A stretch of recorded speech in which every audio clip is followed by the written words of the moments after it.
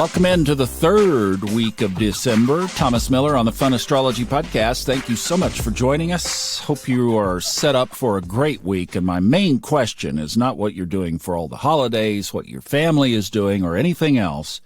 My main question is, what are you doing for the last time that Jupiter and Neptune will be together in Pisces for 150 plus years? That, to me, is the most important thing going on. Absolutely. That, you talk about spiritual energy. You want to talk about spiritual energy? That is some spiritual energy. It's been with us now. We had some of it last year. We had some of it this year. And now we are saying goodbye. Tomorrow morning at 9:32 a.m., by the way, if you would like to maybe make a note, and if you are free and available, that's Eastern time, to do a little ceremony of some sort at that moment, that would be kind of cool. I think I'm note to self.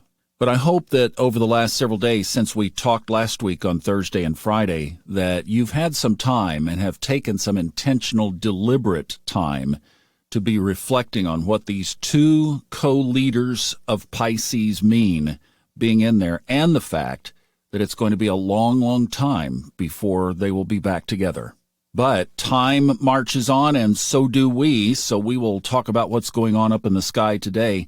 One morning aspect, one afternoon aspect. These, again, are Eastern. 11:23 a.m., Venus is squaring Chiron, and then this afternoon at 5:32, Mars is squaring Chiron. Then tonight, late tonight at 10 till 11, Venus trines the north node of the moon, which makes it sextile to the south node of the moon. So here is Venus and Mars affecting Chiron and the nodes of the moon.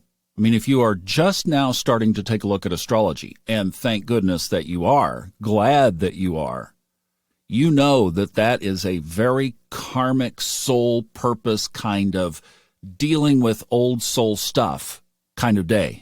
Almost in a 2 steps forward, 1 step back, because Venus is trying to move us forward and Mars is trying to maybe fight with it. At least it is a sextile with Mars. And the other little ingredient there is with the sextile between Venus and the south node of the moon, that the moon is right there as well, because the moon entered Scorpio yesterday. So see, all of this stuff that's been going on in the sky is soul-based stuff. And I'm telling you, this window is incredible. In fact, here's something that just came to mind. Last week, for those of you who were here on one of our 2 trips, you know the place, you know the setting, you know the venue, Lake Junaluska. It's a Methodist church camp that's been there since the early 1900s. It's 110 years old. It's 110th year. And they have a beautiful little chapel there. And as I was walking around the other night, I was led to go in that chapel. And I can't go into what was said there, but I will just say, when I think of Jupiter and Neptune, what a moment. What an absolute incredible moment. And I mean, I just feel that the guidance right now is incredible. And in fact, as indicated by what you can see at night, if you go out in the sky just before sunset, mentioned this last week, but we'll say it again. Especially if you have a good, clear view of the western horizon, like you don't have mountains, then you can see 5 visible planets. In the eastern sky, very clear by itself, Mars, the red planet. It is so easy to see. And then right up overhead, bright Jupiter, 45 degrees toward the western sky, Saturn, and then if you have the horizon view right on it, at sunset, are Venus and Mercury. The other really cool thing is to see the ecliptic line, you know, when you get to see it like that with 5 in a row, and you see how these planets and the moon all line up on the same line, and you realize, yeah, it would take a lot more faith to believe that that was just random.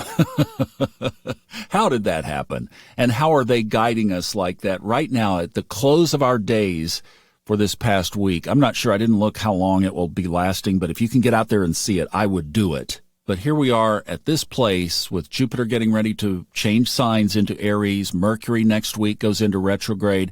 Next week is also the third and final exact Pluto return in the United States chart, where it hits exactly the place where it was on July 4th, 1776. Then next March, we have 2 big things with Saturn moving into Pisces and Pluto moving into Aquarius. These are big times.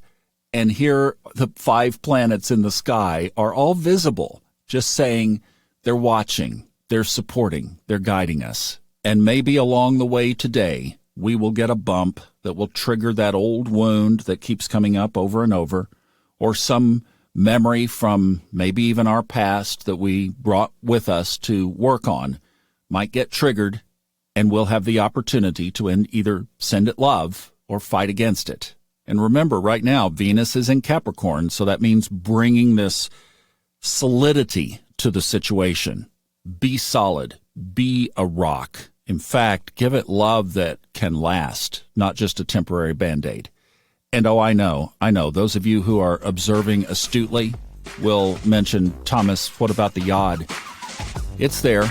Mars and Chiron at the base, and the moon and the south node at the top. I'm telling you, it's strong. It is so strong. Ask for benefic guidance, and then just show up and do what the universe tells you to do. Follow your synchronicities. Love you guys. See you back tomorrow for the big day. 9:32 a.m. it is.